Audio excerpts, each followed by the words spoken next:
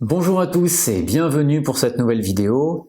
Aujourd'hui, je vais vous parler de l'eau. L'eau, c'est un sujet sur lequel je reçois beaucoup de questions. Alors aujourd'hui, je vais vous en parler sur 4 points. 4 points. Tout d'abord, quelle quantité d'eau faut-il consommer chaque jour? Ensuite, quel type d'eau faut-il consommer? Bouteille, robinet, fortement ou faiblement minéralisé? Je vais vous parler de la notion de distillation, qui est un phénomène que la nature utilise pour purifier l'eau. Et puis enfin, je vais vous parler de la notion de vitalité de l'eau. Alors pour commencer, quelle quantité d'eau doit-on consommer chaque jour? Certaines personnes me disent « moi je bois beaucoup, je bois au moins 1,5 litre chaque jour ». D'autres personnes me disent « on m'a recommandé de boire 2 litres par jour ». Très bien, mais pourquoi une telle quantité? Et le plus souvent, on me répond « pour bien hydrater le corps et éliminer efficacement les toxines ». Très bien, mais moi ce qui me surprend toujours là-dedans, c'est pourquoi une quantité relativement fixe?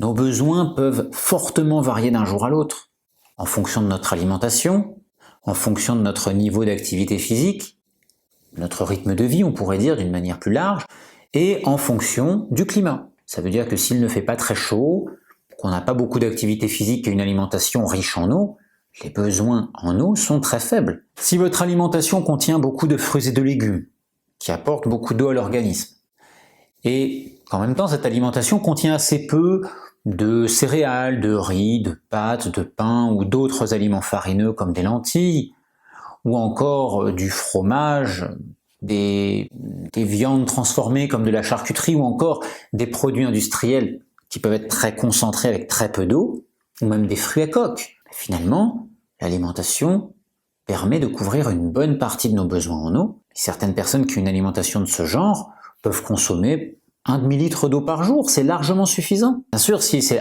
l'inverse, votre mode alimentaire, avec très peu de fruits et de légumes et beaucoup de ces aliments très riches qui demandent beaucoup d'eau pour être digérés et être traités par l'organisme, là bien sûr vos besoins en eau seront beaucoup plus importants. Donc ça veut dire qu'il est préférable d'adapter nos besoins, d'adapter plutôt nos quantités à nos réels besoins, que d'avoir une grande quantité d'eau chaque jour. Je vais vous prendre un exemple. Imaginez, vous consommez 2 litres d'eau par jour.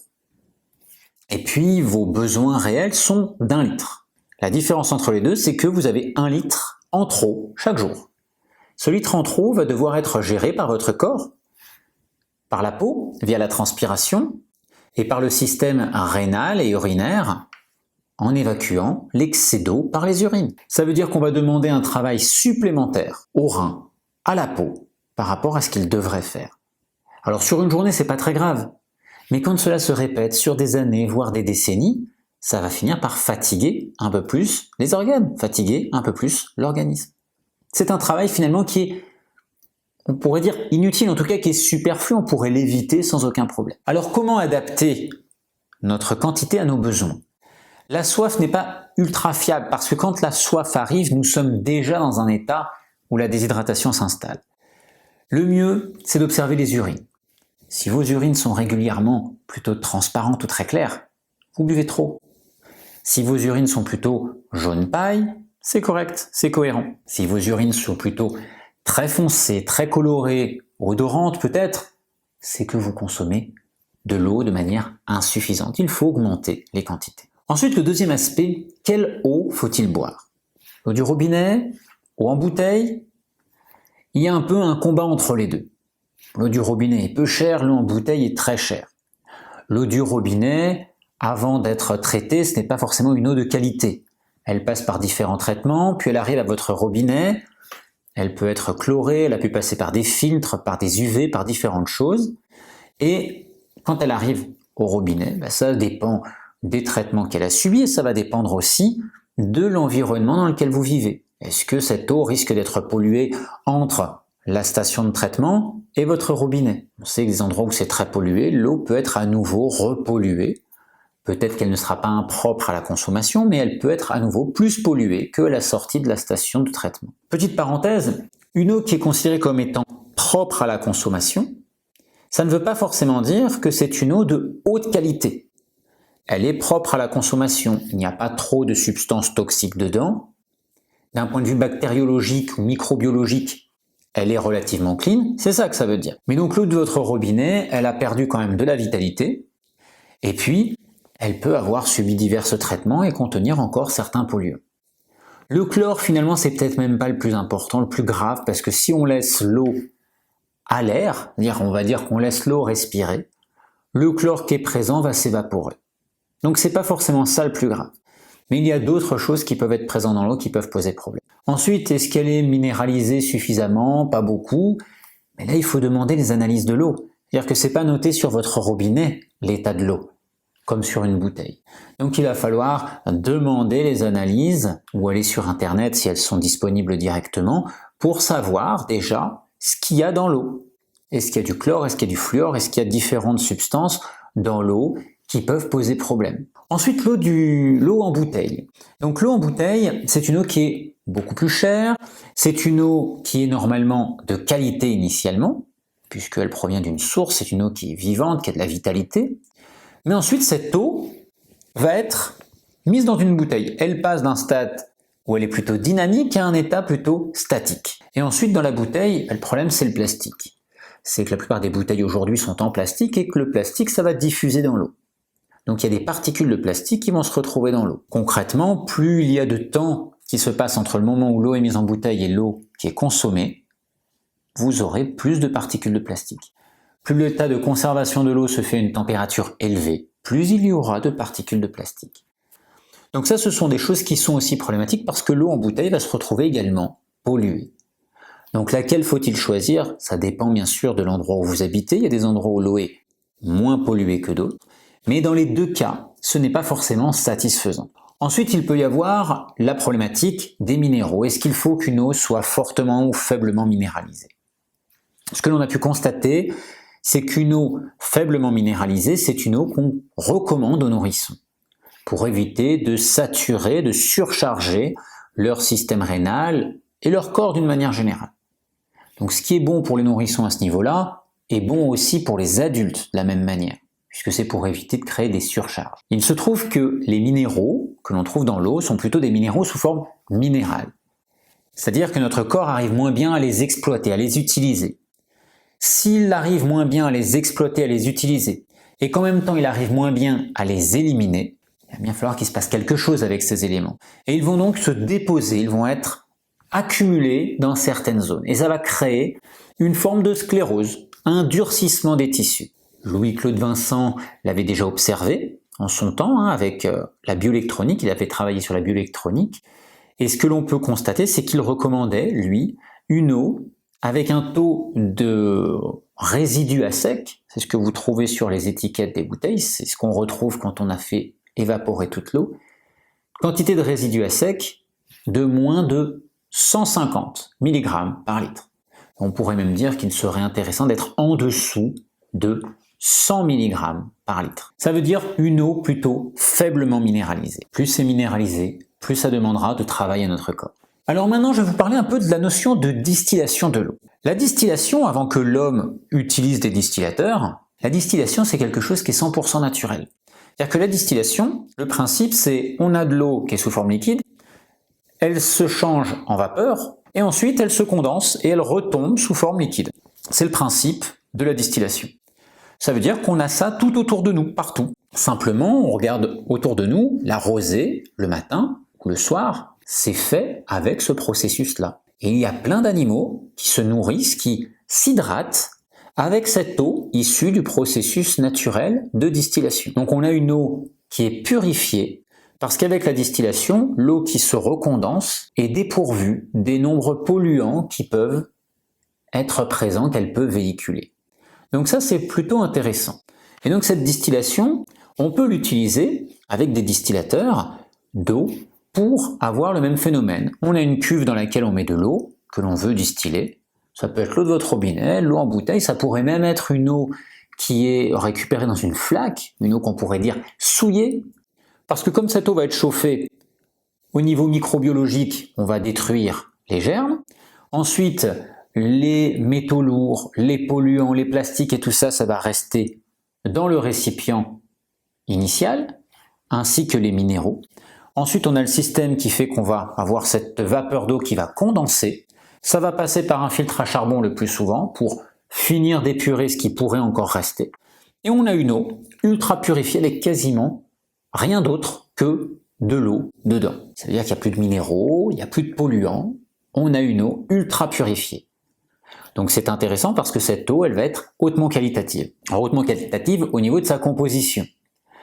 Maintenant, il y a certaines personnes qui apportent des critiques à cela. Et c'est important de voir les critiques pour comprendre si elles sont réellement fondées ou pas. Parmi les critiques, on va souvent dire « oui, mais c'est une eau qui est plutôt acide ». Et c'est vrai que l'eau distillée, quand elle sort du distillateur, elle est plutôt neutre, mais après, elle va se rééquilibrer avec l'atmosphère autour, et donc elle va se charger un peu plus de gaz carbonique. Le gaz carbonique est acide, donc elle va créer de l'acidité. Cette eau va être plus acide. Mais si vous utilisez un filtre avec l'osmose inverse, on a le même phénomène. On aura aussi une eau qui sera plutôt acide qui va apparaître. Mais il faut remettre, on va dire, dans son contexte, cette notion d'acidité. C'est-à-dire que l'eau qui est acide avec du gaz carbonique est beaucoup plus facile à gérer pour le corps que l'acidité de la viande, que l'acidité des céréales, que l'acidité de la pollution, des métaux lourds ou de nombreux polluants qu'on peut retrouver dans l'eau. C'est-à-dire que même si on se basait que sur l'eau, cette acidité-là, qui est présente, elle est largement contrebalancée par l'amélioration de la qualité de l'eau avec tous les polluants qu'on a enlevés, ou de la surcharge qui pourrait être générée par une eau trop minéralisée. Donc finalement, le bénéfice l'emporte largement. Ça, c'est la première chose importante. La deuxième chose qu'on critique aussi sur ces systèmes, c'est souvent le fait justement qu'il n'y a plus de minéraux dedans. Et on nous dit, s'il n'y a plus de minéraux, l'eau, elle va créer un déséquilibre osmotique. C'est-à-dire que l'osmose, dans notre corps, c'est l'équilibre qui permet à notre corps de bien fonctionner, et il y a une diffusion qui se fait par osmose entre les tissus. Quand on a un tissu qui est plus chargé en minéraux, par exemple, et un autre qui est moins chargé, on aura toujours une diffusion du plus vers le moins, de celui qui est le plus chargé vers le moins, ou c'est le plus concentré vers le moins concentré. Et notre corps a aussi un système très efficace pour maintenir son sang dans un état très stable, et pour maintenir l'état interne des cellules aussi dans un état très stable. C'est-à-dire que même s'il y a des déséquilibres au niveau cellulaire, entre l'intérieur et l'extérieur des cellules, ce qui est normal parce que ça permet à nos cellules de fonctionner. S'il n'y avait pas ça, elles ne fonctionneraient pas, tout simplement. Et en fait, on a des systèmes actifs qui permettent de refaire sortir les choses qui arrivent par osmose et donc de lutter contre cette osmose naturelle afin de maintenir l'équilibre de fonctionnement des cellules. Donc on peut voir que ça, finalement, d'avoir une eau qui serait dépourvue de minéraux n'est pas si problématique que ça. D'ailleurs, si c'était problématique, les animaux n'iraient pas consommer cette eau qu'on trouve, cette eau de rosée. Ils n'iraient pas consommer cette eau qui est naturellement déminéralisée par le phénomène de distillation de la nature. Notre corps a les moyens d'équilibrer tout ça.